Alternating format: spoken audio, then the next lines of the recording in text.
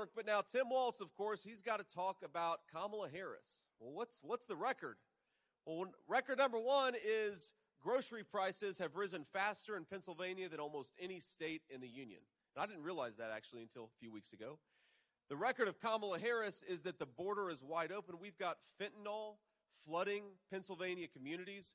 We've got a record number of overdose deaths.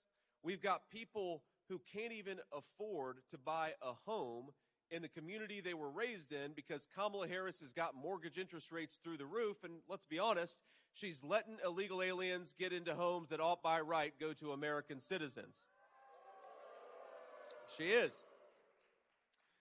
So Tim Walz, I think they've come up with a different strategy. Their strategy is, I think, to pretend that Kamala Harris has never even met Joe Biden. You notice they never appear in the same place together. You would think that she's wearing garlic and he's a vampire. They never are in the same place together. Kamala Harris and Joe Biden. She doesn't talk at all unless she makes a mistake in an interview. She talks about all these things she's going to do. It's actually kind of shameless.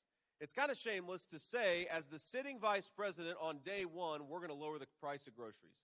She's the sitting vice president. She says on day one, we are going to close down that southern border. And I think all of us, with an ounce of common sense, are saying day one was 1,400 days ago. What the hell have you been doing, Kamala Harris? Go do your job. Stop talking about you're going to do your job.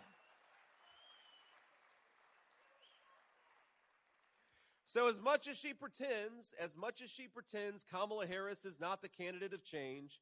Kamala Harris is the candidate of more of the same. She's the candidate of higher grocery prices because she already did it.